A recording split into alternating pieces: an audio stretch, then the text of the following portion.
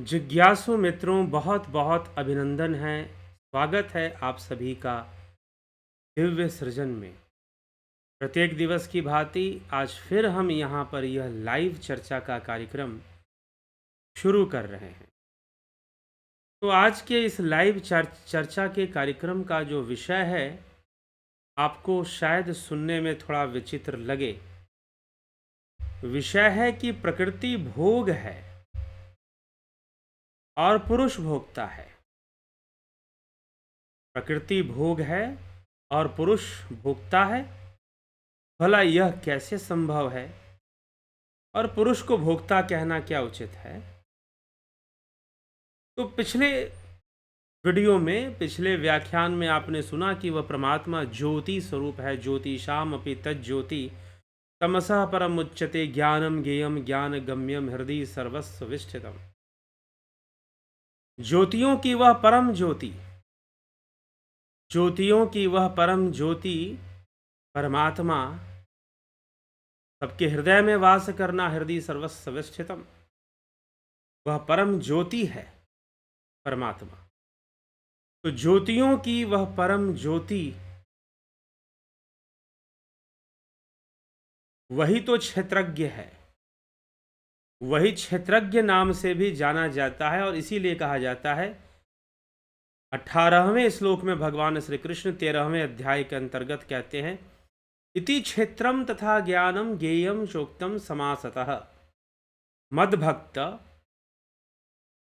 एतद विज्ञाय मद्भावायोपपद्धते। मतभावायोपद्धते। इस प्रकार क्षेत्र तथा ज्ञान और ज्ञेय को संक्षेप में कहा गया है। क्षेत्र तथा ज्ञान को, ज्ञेय जो जानने योग्य है वह क्षेत्रज्ञ, संक्षेप में कहा गया है। जो भक्त है इसको तत्व से जानकर मेरे भाव को प्राप्त हो जाता है। जो क्षेत्र और क्षेत्रज्ञ को जान जाता है, यह प्रकृति क्षेत्र है और क्षेत्रज्ञ अर्थात इसको जानने वाला और इसको भोगने वाला क्षेत्रज्ञ है। जो क्षेत्रज्ञ, जो जानेगा वही तो भोगेगा। तो वह पुरुष सबसे बड़ा भोक्ता। देखिए, इस संसार में पुरुष तो निर्लिप्त भोक्ता है ही, क्योंकि अब इसे भोक्ता क्यों कहा गया, यहां पर भी अगले श्लोक में भी 19वें और 20वें श्लोक में भी 13वें अध्याय के क्षेत्र क्षेत्रज्ञ विभाग योग नामक अध्याय 13वें अध्याय में भगवान कहते हैं प्रकृतिम, 19वें श्लोक और 20वें में, प्रकृतिम पुरुषम चैव विद्यनादि उभावपि विकारांश गुणांश्चैव विधि प्रकृति संभवान कार्यकरण कर्तृत्वे हेतु प्रकृतिरुच्यते पुरुषः सुख दुखानां भोक्तृत्वे हेतुरुच्यते। अर्थात प्रकृति और पुरुष दोनों को ही जानना चाहिए।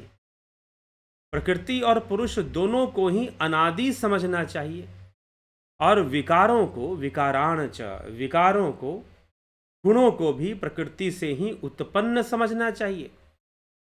कार्यकरण कर्तृत्वे, कार्यकरण कर्तृत्वे अर्थात कार्य और करण के द्वारा होने वाली जितनी भी क्रियाएं हैं उसको भी प्रकृति से उत्पन्न ही जानो।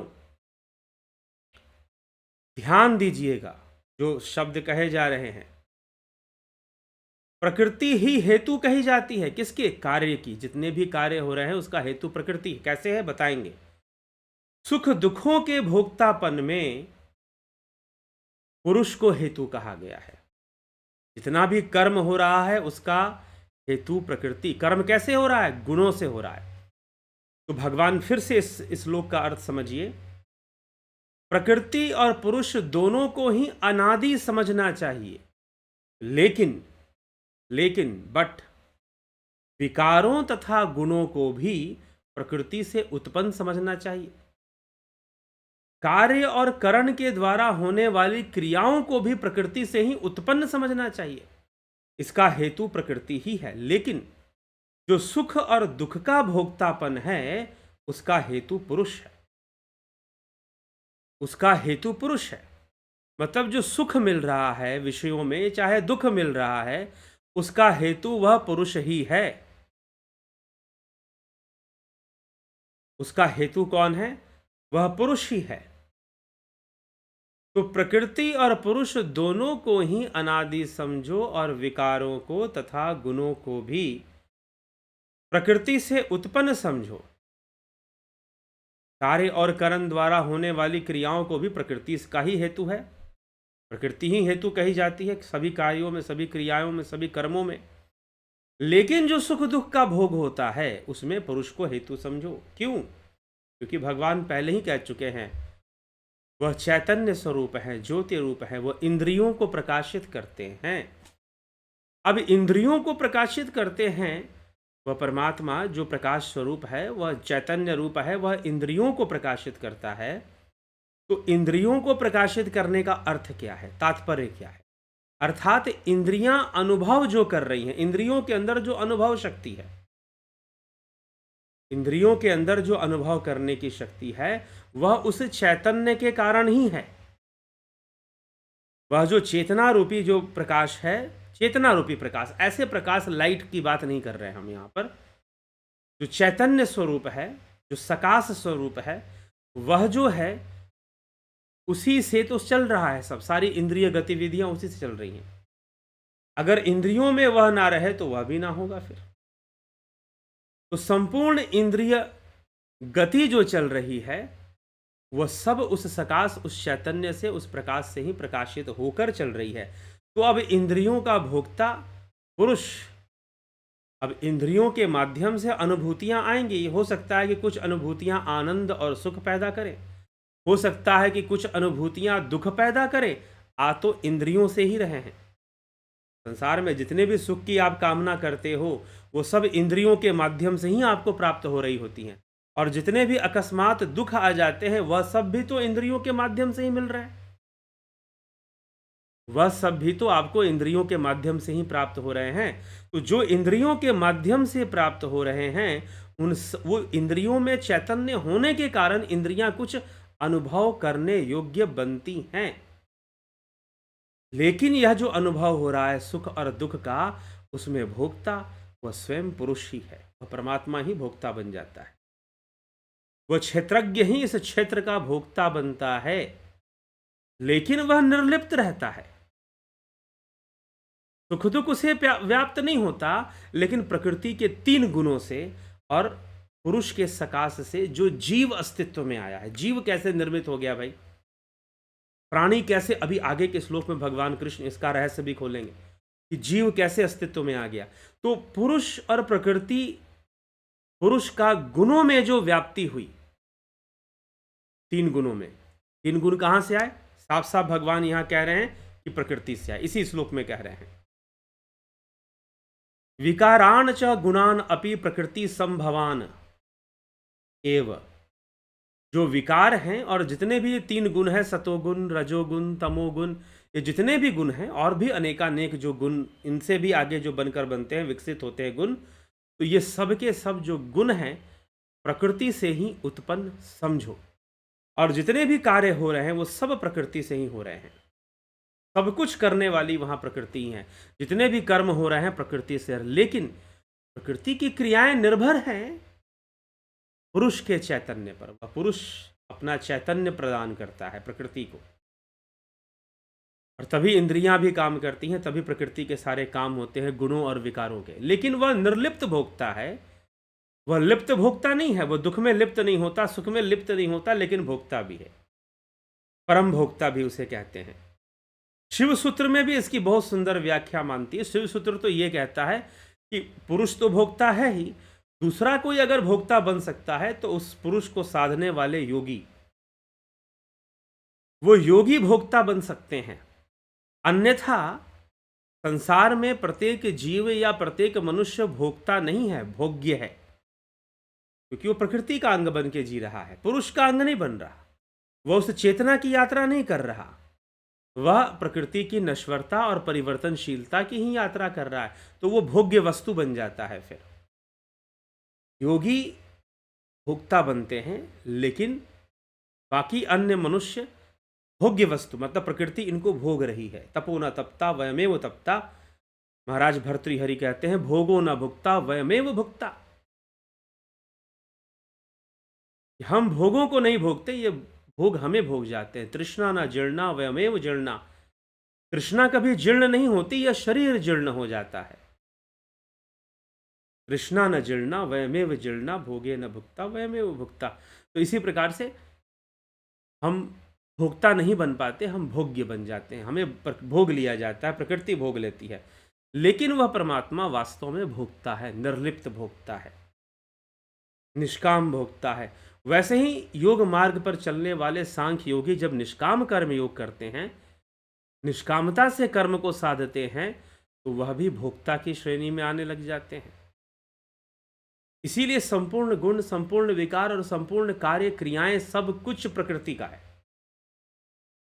लेकिन जो सुख दुख का अनुभव हो रहा है उसके प्रति पुरुष ही भोगता है, पुरुष ही हेतु बनता है, भोक्तापन का हेतु।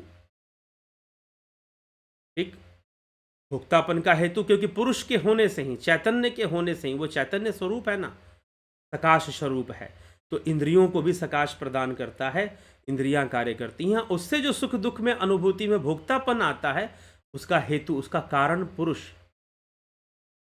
उसका हेतु पुरुष है।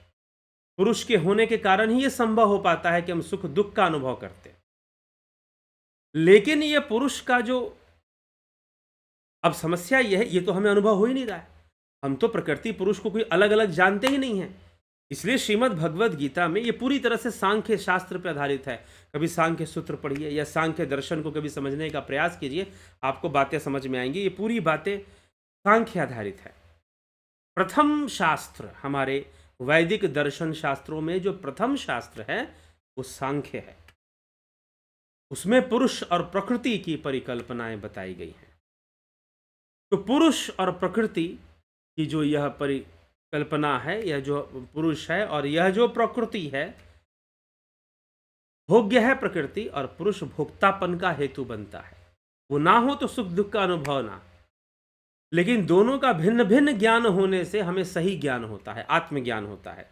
प्रकृति और पुरुष का, क्षेत्र और क्षेत्रज्ञ का भिन्न भिन्न ज्ञान प्राप्त हो तो साफ साफ पता चलता है कि क्या चल रहा है, वास्तव में क्या चल रहा है, और अब हमें कैसा जीवन जीना है, किस तरह से संयम के साथ, ज्ञान के साथ जीवन को आगे बढ़ाना है, यह समझने की आवश्यकता है। तो यही भगवान यहाँ पर इस श्लोक के अंतर्गत कह रहे हैं। 19वें और 20वें, प्रकृतिम पुरुषम चैव विद्यादि उभावपि विकारांश गुणाश्चैव विधि प्रकृति संभवान कार्यकरण कर्तृत्वे हेतु प्रकृतिरुच्यते पुरुष सुख दुखानाम भोक्तृत्वे हेतुरुच्यते। कार्यकरण और क्रिया का हेतु प्रकृति है, गुणों और विकारों का भी प्रकृति हेतु प्रकृति है, लेकिन सुख दुखानाम भोक्तृत्वे, सुख और दुख का जो भोक्तापन है उसका पुरुष है। तो पुरुषः सुख दुखानाम भोक्तृत्वे हेतुरुच्यते, सुख दुख के प्रति जो भोक्तापन है उसका हेतु पुरुष कहा गया है।